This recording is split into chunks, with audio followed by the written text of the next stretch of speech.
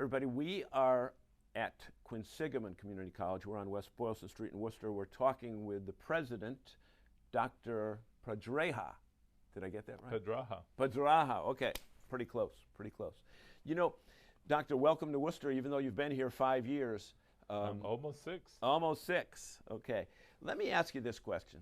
You were born in Cuba, raised in Spain, went to school in Florida. You've got degrees all over the place. You've worked on the West Coast. You've worked on the East Coast. Why Quinsig and why Worcester?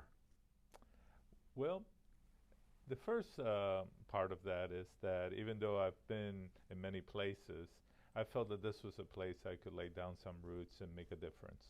I had been to Worcester once before in like around 2010, and coming back for the interview, seeing the transformation of the city, seeing the energy, seeing the economic development that was going on, it felt like a place that's on the rise. And I wanted to be in a place that I could make a difference and be part of that thriving life that was happening. So that was one of the things that attracted me. Of course, the weather, the cold, the snow, that definitely made it. Especially coming in from Los Angeles. Especially coming from Los Angeles. Right. They should have questioned your capabilities right then and there. Well, actually, the search committee did ask me, and they actually said, you do know it snows here. Yeah, exactly. But you know, the interesting aspect of your background and the real mission of Q.C.C., however you want to call it, first generation students, first generation college students, you've walked in the path that many of these students are walking in. How much of an advantage does that give you as an administrator to have already been where these people are now? Well, it helps me understand what's going through their minds, what's in their hearts, and their desires. Growing up, my mother and my father, who had left Cuba, left everything behind. They never had gone to college, and they struggled. So they always told me to study hard, because people can take away everything from you, but they can't take away your education. Okay. Education opens doors. And if you had told me as a kid that living in an impoverished neighborhood, inner city Miami, English being my second language, if you had told me then that one day I would have been the president of a college in Massachusetts, I probably wouldn't have even believed you. It didn't enter my mind. But now that I'm here, I want to open the doors for others. Education made it possible to make my dreams come true. And I want to take those students who entrust their dreams, their hopes of a better life, of an education, a better job, they entrust us with that. So I want to make sure they succeed. And because you've been there, it makes it easier to know where they are right now. It's easier to understand the doubts that go through their minds, the needs that they might have. And I still try to connect with them. I talk to students. I have pizza with the president so the students can come and talk to me. And just listening to their stories, it reaffirms the reason why I do what I do.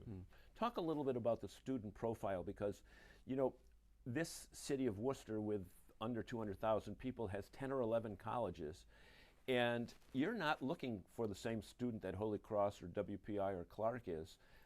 You've got your own blend of students. Talk about who your student is.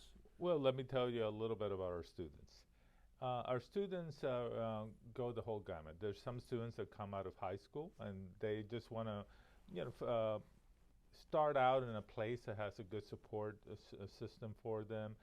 Students that might not be able to afford some of the private institutions, they come here out of high school. But we also get people that are in their 30s, 40s, 50s. Decide to go back later. They decide to go back. People who had different circumstances in life that happen. We have veterans, we have single parents, we have families, people that start out in one career and now want to reinvent themselves. So it is a place of opportunities, a place where you can start to create your own story, to be able to take those dreams that you have and dust them off. Yeah, dust them off and make them a reality.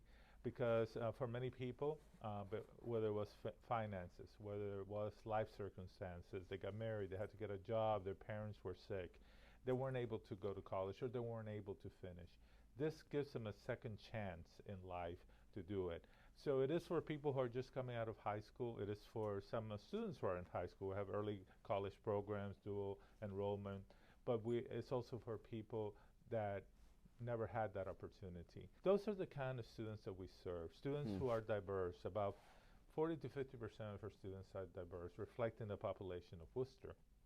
And when you think about the students that we serve, it is a rainbow of humanity. It is quite a number of students that are over 25, and we have to be ready to take those students where they are at, help them succeed, and meet their needs.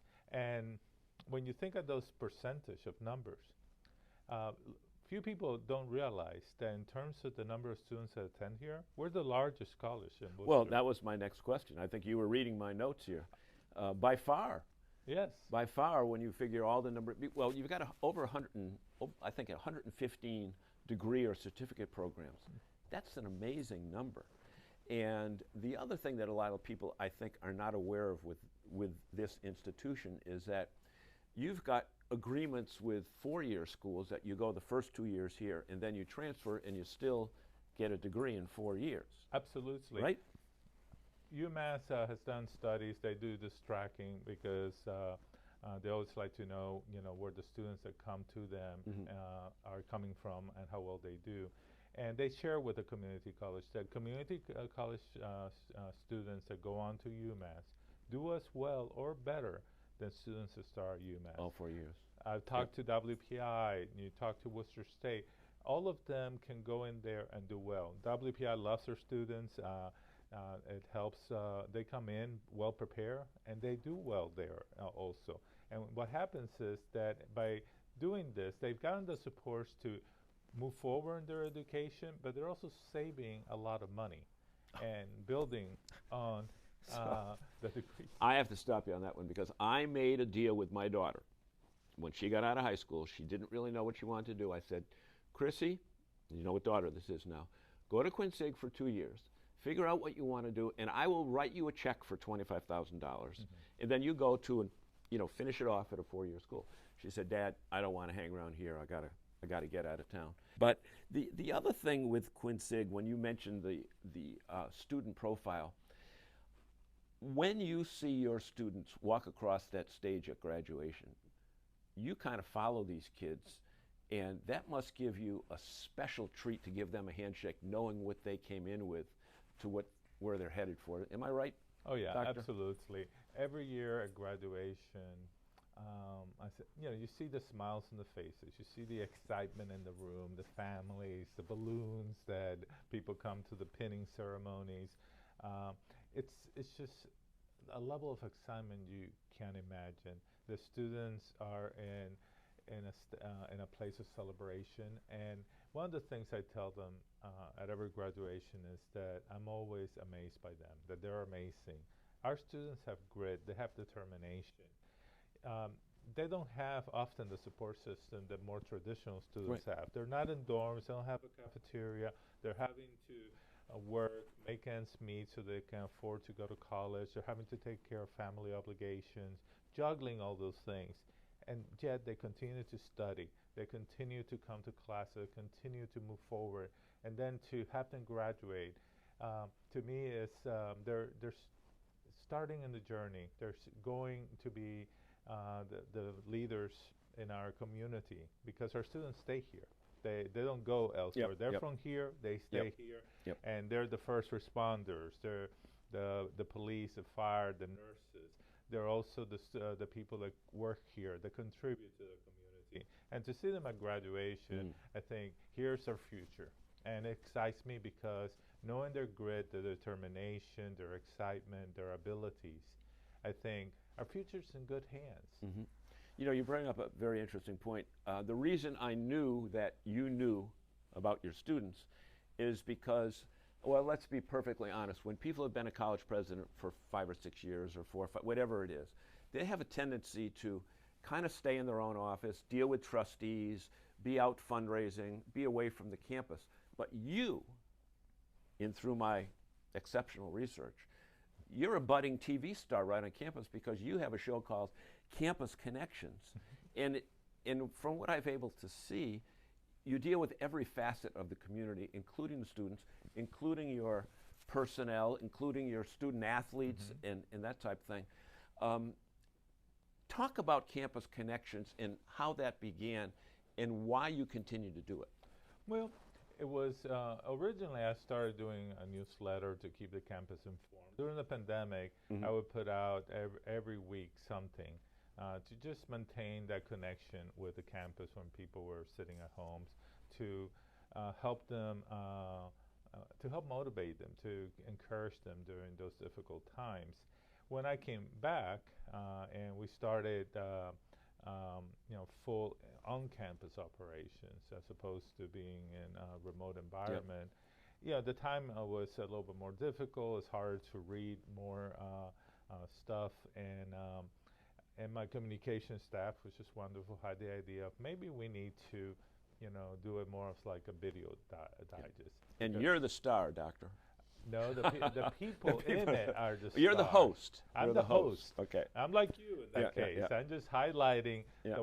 the wonderful community that we have, our people, our staff, our faculty, our students, and helping our community, the Q.C.C. community, and the community at large understand all that's going on, because this is like a small city, and people don't always know everything that's going on. So it's good to have that ability to not just talk about it, but to show them and help them get to know the people. Yeah. You know what? We're running overtime because I've figured out people can't concentrate that long anymore. So keeping it around this time is good. But I do want to mention this. The college is celebrating its 60th anniversary, okay? And we're sitting in a building that 70 years ago next month was devastated by the famous tornado on June 9, 1953.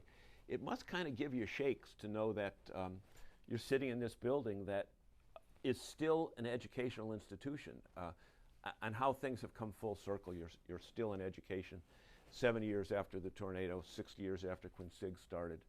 Does that freak you out? Not really. I definitely not freaked out. A few people don't know this, but I was kind of a little bit of a storm chaser earlier on okay. when I was living in Dallas, and I was worked with the disaster teams for the Red Cross, and I went to a lot of tornadoes and was out in the middle of tornadoes. So it doesn't freak me out, but it does remind me that there's a trajectory to any community. There's a history that we have to remember. This used to be Assumption Prep and Assumption College. It's a campus. It has a lot of history, and we inherited this, and we continue the history of making this place an educational facility. And one of the things that I always think about when you think about what happened here, but what happens in our community, is that this community is resilient, and community college students are resilient. Good point. And we, as a college, we're resilient, and that's one of the key things. And we're helping people in our community become even more resilient and achieve the dreams that they hope to bring into reality. There we go. We want to thank you so much for taking time from your busy day to join us here on the 016.com. And our guest has been Dr. Lewis. Say the last word. Pedraja. Okay. President of Quinsigamond Community College here in Worcester. Have a great day, everybody.